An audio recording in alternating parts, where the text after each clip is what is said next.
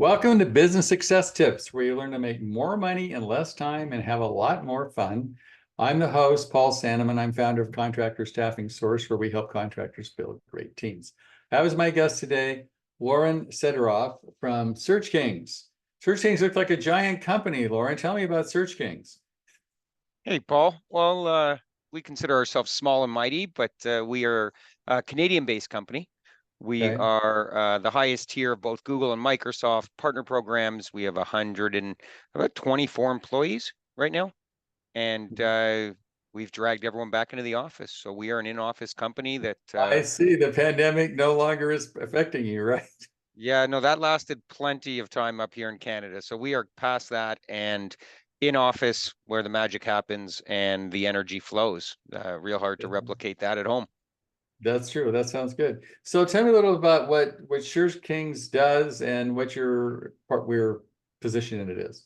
Yeah, so I'm responsible for partnerships with manufacturers, franchise, enterprise clients, etc. But our work at SearchKings is the important work of helping typically small home service business owners. Our customers typically somewhere between 500,000 and 20 million, somewhere in Okay. there, unless they're an enterprise with multiple locations. Our work is lead generation. And so at its core, we are advertising in the paid space for our customers. And so that's called SEM, which is different than SEO. SEM is search engine marketing, which is paid advertising. You're paying the providers, being Google, for 90% and maybe Microsoft for a small fraction, maybe 10%, and trying to generate profitable leads online. And so we are, you could think of it like a money manager. Our client is a plumber. They have 5 trucks on the road, and they need 4 new jobs a day coming in through online, on top of all their referral business and repeat customers.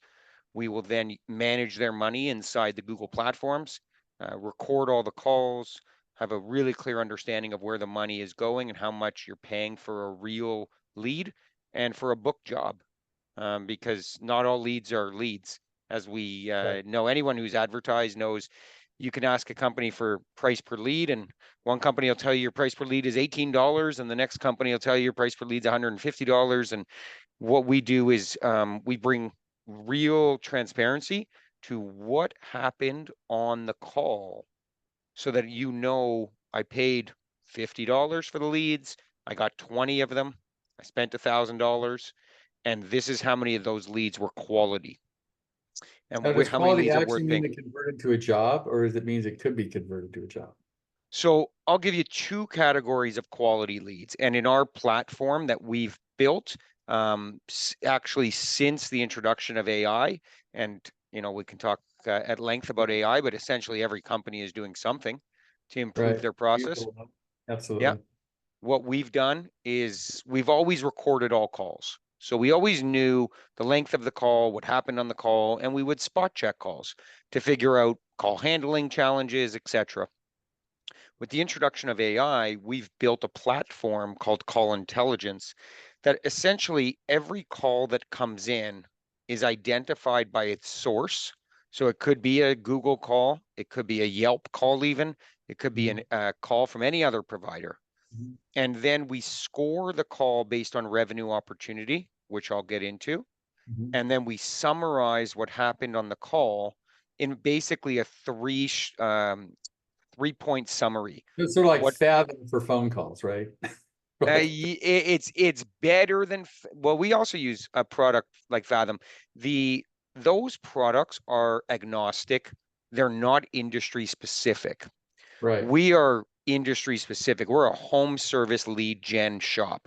We have chiropractors, we have dentists, and we have others, but about 80% of our business is US small and medium-sized home service businesses. Okay. So what we've built is actually industry specific.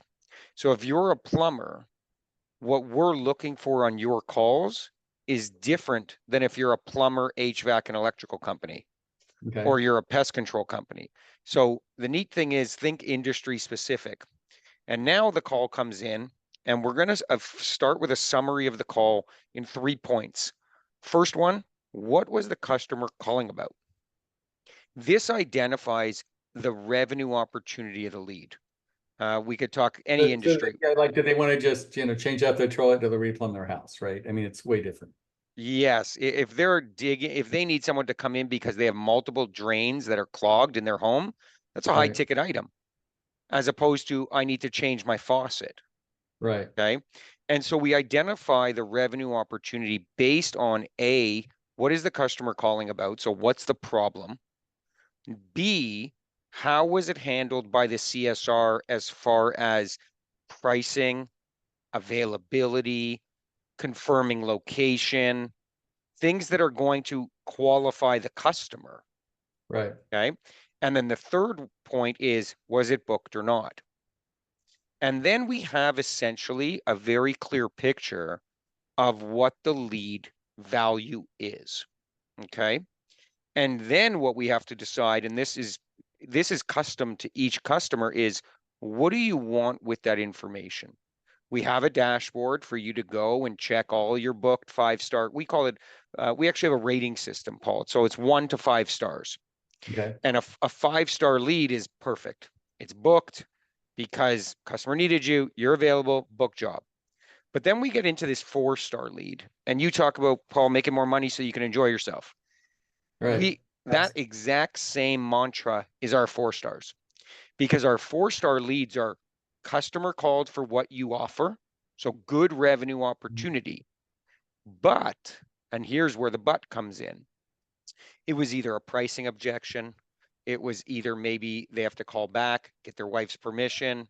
They have to confirm their availability time. There's So the all bottom sorts of, line, you didn't book the appointment, right? essentially it's good lead that may require a callback or you didn't book it. And now what we have is the real difference between profitable and not profitable, because Google's making money either whether you book the lead or you don't. And Right. you They don't really paid, care.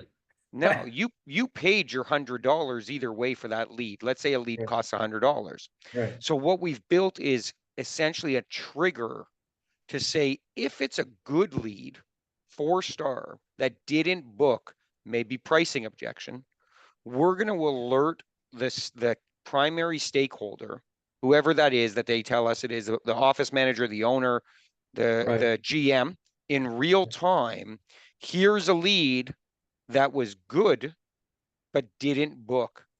Now we give them the recording and we give a summary. And if they see that and they say multiple drain issue at my house, but no one available for 48 hours, that's not the same as a faucet.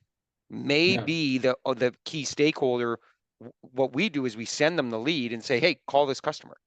So in real time, so they can have like a CSR or a special person, maybe their best salesperson, call that person back and say, we noticed you called, and try to pursue the lead versus just letting it go, right? Exactly. This is, you've already paid for it. They are either waiting for something or they're about to call the next company. Right. And So so, I so assume timing is really important on that one. real time. So we've built triggers to notify our customers right away. And what we actually do is customize, what do you want to be informed about? Do you want to be informed about the highest ticket jobs, even if they are booked or not booked? Do you want to be informed about good leads that didn't get booked because of an objection? And so what we've done is built a way for you to improve your booking rate without spending a single cent more. But they need to have somebody on their team that, I mean, I call marketing anything that generates the call, and sales anything that happens after the lead's generated. So they need have an opportunity to sell if they have the right protocol or person or resources or whatever, to not that lead just disappear. They can actually pursue that lead with your software, right? Correct. Exactly. The other key piece here is what we've built is actually this idea of triggering the customer is a byproduct. The first reason we built this software was because Google created the opportunity for a feedback loop on their leads inside Google Ads, which is the pay-per-click platform. So what Google's done is they've said, tell us which leads produced how much revenue, okay? Mhm. And we'll send you more leads like that, okay? So this is Google basically saying, show us which of your leads led to a $20,000 change out, and we'll try to send you more leads So like they're that. basically using AI algorithms to try to select the right people to send to you, right? Correct. Exactly. What we did was say, we're not interested in giving Google our customers revenue. That's a bad idea. I mean, just us talking about it. Think about if you start to show Google, a platform, how much money you made on the lead.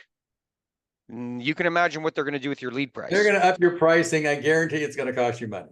Right. So as a result, instead of us pushing the actual revenue of the lead, we're pushing the quality of the lead back to Google to say, Mm. this is a 5-star lead, go get us more like that. Not, this lead didn't book 0, this lead did book 10,000. Big difference. Right. Because we want to give Google as many data points as possible. But you don't want to give them information to shoot you in the foot or raise your price. Exactly.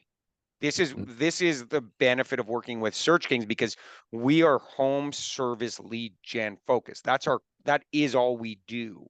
We don't Right. And do. so your goal is not to make Google more money, but to make your clients more money. Correct. Google is a for-profit public company that pays SearchKings $0, that pays customers $0, but provide a free service to the searcher. Our Right. job is for plumber in Wichita to spend as little as possible and fill their trucks with as many job opportunities as they can. What they do at the home, not SearchKings wheelhouse. We're not coaching But average ticket. obviously, you can't manage your spend unless you have the information to manage it, right? Right. We show like just a quick, I'll do one quick screen share for you, Okay. and you can see here. Let me just show Well, show explain it you. because people may be listening to this just with audio, so you can explain what You got also. it. So Okay. what we built here is called call intelligence, but what I'm showing you here is really the 3 actionable calls that we'll send in real time to our customer. A 5-star lead, customer needs HVAC service, the agent schedules an appointment for the same day. The agent Right. happens to mention the benefit of joining the Comfort Care program and lets the caller know the technician will discuss during the appointment. This is our AI generated summary Right. with a call recording and a score, so you know what happened on this call. Great Right. for training. Take the recording, put it into your training Right. bank, you're all set. The 4-star call, here's the one that is what we're looking for, is call these customers back. So a 4-star, the caller is requesting someone to come out as their system is not working. And these are HVAC calls, and Mhm. states that the system is very old. Salesperson states that the company's unavailable today. Customer says they will call back. Which So means they're what? going to call somebody else, obviously, right? They're gonna, if no one else is available and they happen to save your number. But this one is good for 2 things, I think, Paul. One, it's good for an immediate follow-up with a service technician, with a sales rep, whoever. And number 2, this is good CSR training. Take this They recording. call this the second bite out of the apple, if you know what I mean, right? Yes. Yes, the second bite is the CSR training, so that Right. we put them all in a library and say, what about this call could we handle differently? This Right. isn't just a repair job. The customers clearly And then said if they it's have all their top salesman call this person back. Now, do you ever have AI? Because I know some HVAC companies literally have literally AI calls a person and makes the appointment. Can you do that? Or I guess that depends on the technology of yeah, the there's a couple of reasons why we didn't go in that direction. There's plenty of softwares out there. We are very confident in our belief that when someone has a problem at their home, they do not want to talk to a bot right, unless they're an existing customer and they're rescheduling an appointment. That right. is it. If I need to know someone's actually going to answer that call, and so we don't advise our clients. We haven't heard a technology that sounds good enough, because right now that where that technology is almost trying to dupe the customer into making it sound like the bot is real. Right. And that's not a good customer And they're not experience. quite there yet. They're getting close, but they're not there yet. I agree. Yeah. I've had to Our try to call them to interviews and it just doesn't cut it yet. Maybe someday. yeah. Our role is to get this good opportunity back in the hands of the best sales rep in the company and Right. make it that, next opportunity. Here's a couple other things just to view it that we're looking for on the call. Was the call lost or unbooked for a potential reason? Was there a pricing objection? Was it outside of the service area? Okay. What is leading to the call not being booked? And the last one is missed calls. So if we're paying Google for leads and these leads are going to voicemail, we're Not good. tracking that and we're sending it to the business owner to say, let's get more efficient here. Let's source an overflow call answering service, or, let's redirect that call on the second ring. So this is all about getting more efficient because Google's price per lead continues to climb. Go up. Right. Absolutely. As the market becomes more competitive, here's a quick look for those who are on screen. Average cost per lead here. These are the platforms that we buy leads on. We buy them on LSAs, which is the Google Guarantee Program. We buy them on Google Ads, pay-per-click. We buy them on Bing, pay-per-click. All platforms have gone up significantly from 2022 to 2023. That's like So it's almost about, double. That's amazing. yeah. So it's about booking rate and improving your objection handling. And I think what's going to happen is more and more capital is pushed into the service businesses. I mean, I have a belief that AI is disrupting a lot of industries like legal and whatever, and a lot of that money that went into there is now coming into the service businesses, and companies are doing roll-ups. There's a bunch of capital coming in and buying stuff like crazy. And that's going to do nothing but drive the cost of leads up because you got bigger players paying more money. If you're two guys in a truck, you're sort of going to be in trouble. So this is, I guess, providing to the two guys in a truck, for lack of a better term, the same technology that the larger players have with a lot more capital. Yep. And so then instead of you being, having 100 fishing rods in the lake, you got 2 or 3 for the day, Right. and that's it. And we have to make sure that those clicks that you're buying are as high revenue opportunities as possible. That's the feedback loop. You can't be buying. You used to buy clicks based on keywords, right? So you would bid based on a keyword. The drain keyword is very lucrative, or the termite in pest control, very lucrative. Now we have to feed Google which leads we like so that they can identify users like the user that we've identified. But as I see, as more capital is pushed into the home service industry, the price is just going to go up, in my opinion. Yeah. And so what's going to happen is for the small guy to compete with the larger, I'm going to call it franchise or roll-up company or whatever, that has more sophistication than they do, they're going to have to buy your sophistication, for lack of a better term, to stay competitive. Does that make sense? Yeah, and to be more efficient, because your roll-ups can be less efficient. They're they can acquire a customer at a bigger number. Because they got tons of cash and you don't. Got it. Yeah. So this is our sweet spot. Typically privately owned companies. We do work with franchisees and privately owned companies. Either way, the people we're dealing with need to know that they're not leaking money. Right. And so this is a way of really, for nothing else, it's managing your pay-per-click spend, right? Your pay-per-click and your LSAs as well. Your Google Guarantee, we have data to help rank Google Guarantee ads as high as possible and generate as many leads there as possible. Lots of changes with the LSA platform. We are the largest provider of LSAs anywhere in the world. So we have more customers on Google Guarantee than anyone else. Because so you understand that market. So I guess there's always a question, what do you spend on branding versus spend on, pay-per-click? There's that big debate. Is it 60, 40, 20, 10, whatever? But obviously, if you're going to spend much money at all on the pay-per-click side of things or LSA side of things, you need to know what you're doing with your money. Because in my opinion, what you don't know will definitely hurt you. Oh, that's for sure. If you don't know that you're missing calls between 4 and 5 p.m. and yet you're still advertising and you're spending $50 a day between 4 and 5 p.m. and it's all going to voicemail, you're gonna be hemorrhaging. Right. So we have to keep a very close eye on it. Do you ever figure out on that? They have to tell you in the bottom line what the conversion is, and we convert these leads and get how much money we make from the leads in real time. Because obviously, I want to know that what's the return on my investment? Everybody else said, what's the ROI on the money I'm spending on this platform, and is it worth it or not? Right. And so Yes, the ROI and the opportunity available, because initially what we'll find, and I could share here, is we want to communicate that the lead quality is good or bad. What you do and the difference. So here is what it looks like for those of you who can see.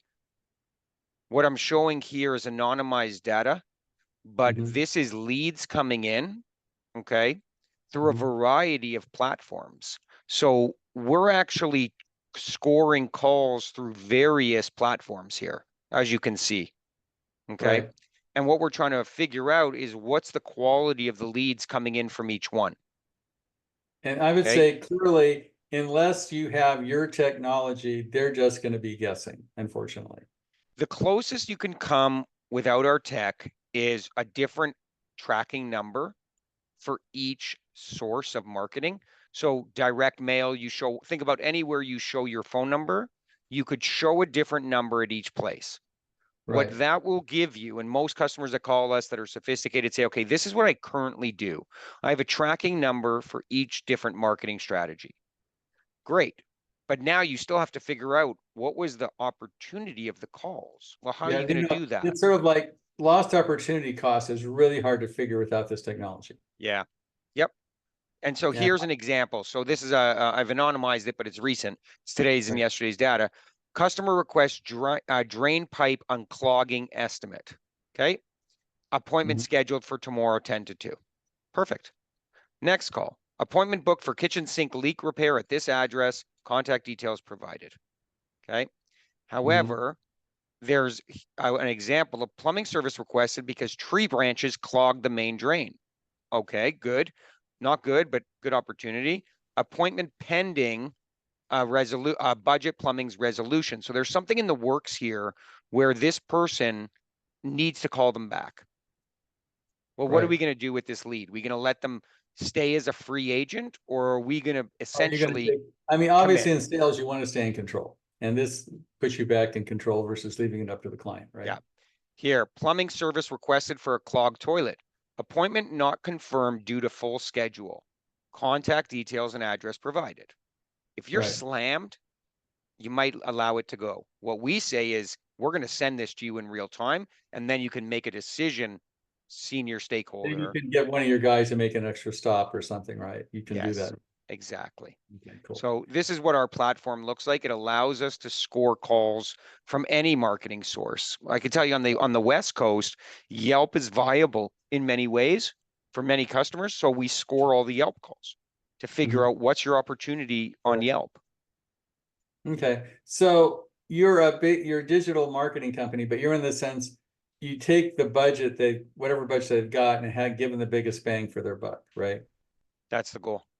And how do you charge for your service? So I'm just curiosity. So we charge flat management fee, which is fairly, it's becoming more common. We've been at this since 2009, and we started flat fee. Will never change.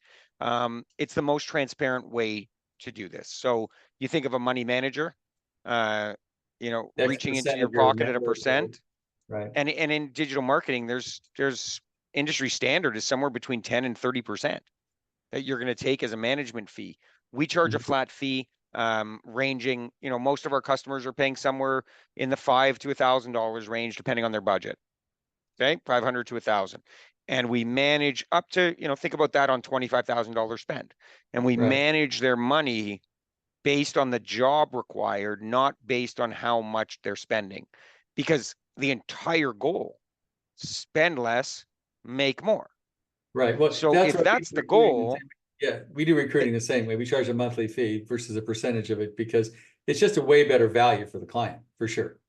And that's why we're aligned here and why it makes sense, because if we're designed to take a percentage, then we want those ads running continuously. Yeah, the more they spend, the more you make, right? That's a big problem.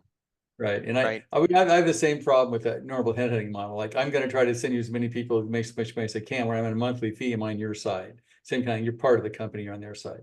Well, Yep. this is really good information, Lauren. I appreciate that. So if people want to get in touch with you, how do they do that? Yep, they can reach out to sales@searchkings.com and just make sure they mention Paul and your team, and we want to take great care of you guys. Okay, cool. That sounds good. Now I appreciate that. And then they can do an introductory call. You just figure about how much it would cost them, their service fee and all that kind of stuff, and look at what they're doing and probably give them advice on how much they need to spend, is my guess.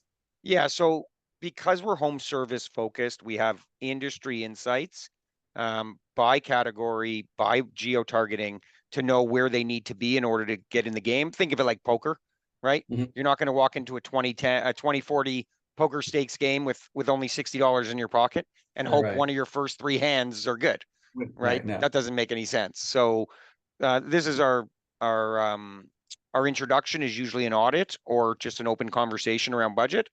And then we can go from there. The other key thing I would like to say is we do not work with contracts. We are month to month. So if our customer needs leads, they're utilizing us. They lose a whole bunch of techs or they land a big commercial job and they turn off their ads for the next 6 months. That's great. We'll see you in 6 months. Cool. That's a great opportunity. Well, thank you. I appreciate your time. And I think if you're even considering or doing any kind of pay-per-click or spending money on marketing in this way, you should definitely give Lauren a call. Thank you, Paul.